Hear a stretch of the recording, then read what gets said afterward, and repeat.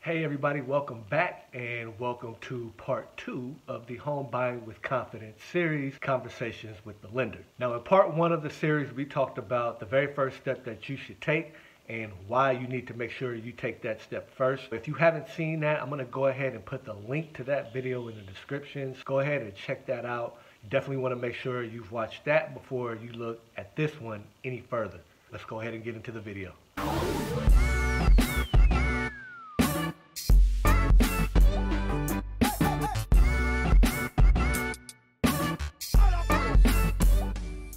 The loan side of things can actually be pretty complex, and quite frankly, it can get a little overwhelming with the amount of details of what actually goes into creating and getting your home loan. So for part 2 of the series, I figured I might as well give you guys some heads up as to things that you should be questioning or looking for when you have that conversation with the lender. And before we actually get into these questions, I want to give you a quick disclaimer. It doesn't cost you any money to have a conversation with the lender about obtaining a home loan, nor is there any obligations for you to stay committed to that particular lender that you have that discussion with. This is your time to gather information about all the programs that are available to you, as well as interviewing the lender to make sure that you guys are a good fit for each other, or talk to as many other lenders as you want to. So do not feel obligated to have to do anything or be committed to anything beyond this conversation. So if any lender make you feel like you have to move forward with them or you have to stay obligated to working with them, that is a complete lie. If you're not comfortable with them and they're trying to make you feel that way, you might want to think about going ahead and finding some other people to work with. And last and final disclaimer, just know that these questions are in no particular order. Just understand that you should at some point be asking them and get these questions answered, as they're going to help you and your family make the best decision on the lender that you should be working with. Now, let's get into some of the questions that you should be asking. First question, how much is my mortgage going to cost me? See, most people think that the biggest purchase that they make is the house, when in actuality, the biggest purchase that they make is the mortgage on the house.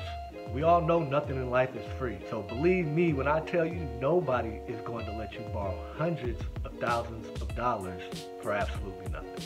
So you want to know how much it's going to cost you in order to borrow this money. Whether you plan on being there for 7 years or you plan on being there for 30 years, still inquire and find out what they are going to be charging you overall. Another good question to ask is, based on my financial picture, what programs are available to me and which do you suggest based on your professional opinion? You want to know what programs are out there. A lot of times you can find programs out there that are willing to help with down payment or closing costs. Sometimes they're even out there giving away free money for being within certain zip codes and within the county. Secondly, you want to know which program is going to be the best fit for you. Just because they may be giving some money for down payment does not necessarily mean that that's going to be the best financial decision for you and your family. You want to make sure that you're getting put into something that definitely makes sense for your situation. So after you ask that question and one is suggested to you, you may even want to think about asking why that particular program in comparison to the others, just so it can be explained to you. Remember, you do not have to be a yes man or a yes woman. Ask the question, dig deeper. Why? Because if it doesn't make sense, then maybe it's not the best thing. I will be completely honest with you. The more you know and understand, the better it's going to be for all of us involved in your process in buying a home. Plus, the lender that you're going to work with should be able to articulate and explain things to you. If they are not able to do so, maybe it says something about the way that they communicate. Maybe the way they communicate and the way you learn don't align. That could lead to issues further into the process, and that is something that you definitely want to avoid early on rather than later. One of the main concerns for home buyers and one of the biggest misconceptions with home buyers is interest rates. So a good question to ask is, where are the interest rates at today and how do they work? So there's quite a few things that actually go into the interest rate that you get. Believe me, it's more than just your credit score. So for your own understanding, it would be a good idea for you to find out what exactly goes into determining the interest rate that you get. Just because today they tell you you can get a 3.2% doesn't mean you're going to have that same 3.2% available to you a few weeks from now. So ask the question, how often do interest rates change? At what point during the buying process do I actually lock in my interest rate so that it no longer changes and I get what we said? Everybody wants to get the lowest interest rate possible. I get it. The lower your interest rate, the cheaper your mortgage payments are going to be. The more buying power you actually have as well. However, you do want to get a little bit of education on interest rates because it's not just clear cut and dry as that little ad in the corner you saw when you were scrolling on the internet that says you can get 2.3%. Something's up with that. Another good question to ask is, how much will I need in total to get into a home? A lot of people still think that you've got to come with 20% down in order to purchase a home. You can actually get into a home for 3.5%, sometimes even just 3%. So the days of having to put a fifth of the cost of the house as a down payment is no longer relevant. You don't have to do that anymore. And if you're able to get into a program that helps with your down payment, well then it's going to be even less. And here's one thing you do need to understand about the down payment, and that it's only a portion of what's needed. It is not, and I repeat, it is not everything that you need. See, there's also this thing called closing costs, and you have closing costs on the real estate side as well as on the loan side. Your down payment and your closing costs combined is what you will actually need in order to get into the home. Now, one thing to keep in mind is that an exact number can't be given until your offer is accepted and you get into escrow. However, between the lender and your realtor, they should be able to come up with something that's not too far off to what you can expect to have to bring to the table in order to get keys to your new house. You may also want to inquire about any points that the lender may be charging you. This is typically a fee that the mortgage bank or the mortgage broker charges in order to put together your loan for the lender. One thing I've learned is that when working with a mortgage bank or a traditional bank, with them, you won't be able to negotiate that fee. Plus, they may not even have to disclose what they are charging you, versus a mortgage broker who has more control and flexibility with the fees that they may be charging you to originate your loan.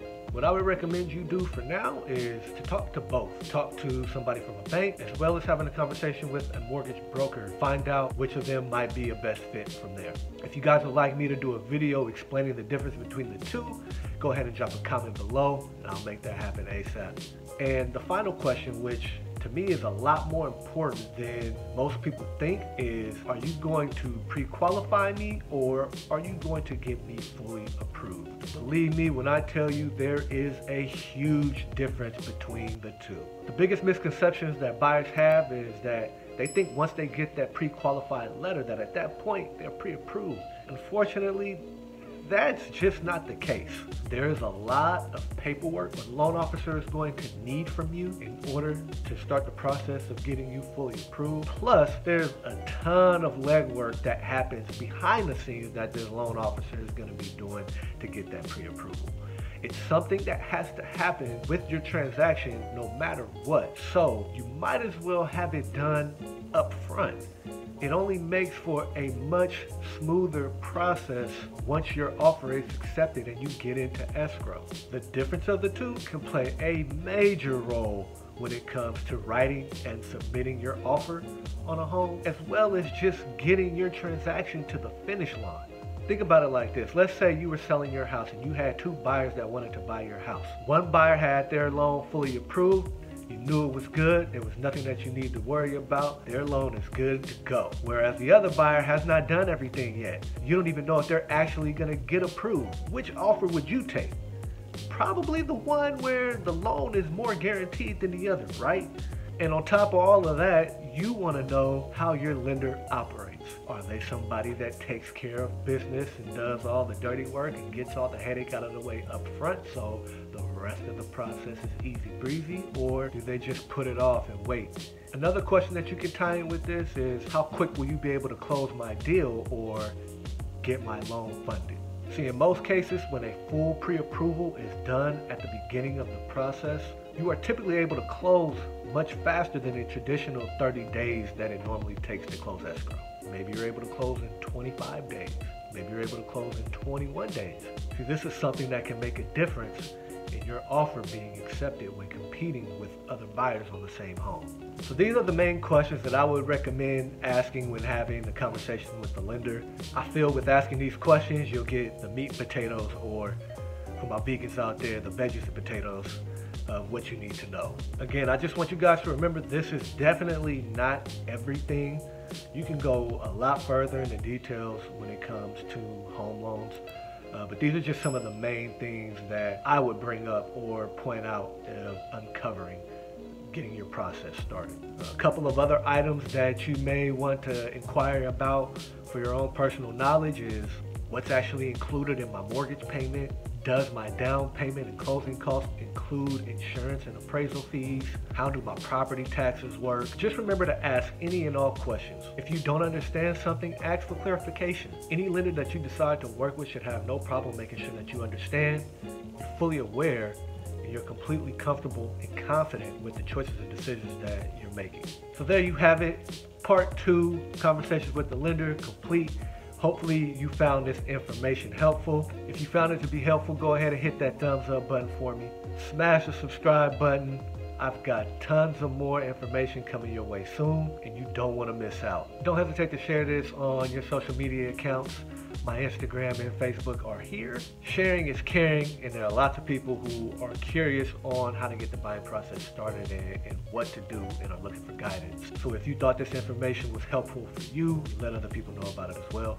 If you have any more questions about the information that you heard today, any questions about the real estate market in general, or if you have friends or family in the Bay Area and Sacramento areas that need assistance with buying or selling, I love referrals. I would be more than happy to help them out. Shoot me an email at kevinswanigan@gmail.com. Thank you guys again for tuning in. Be on the lookout for part 3 of the Home Buying with Confidence series, Finding a Realtor and the Buyer's Consultation, coming soon. Until then, guys, be safe, spread love. Kevin Swanigan, eXp Realty, connection that moves you.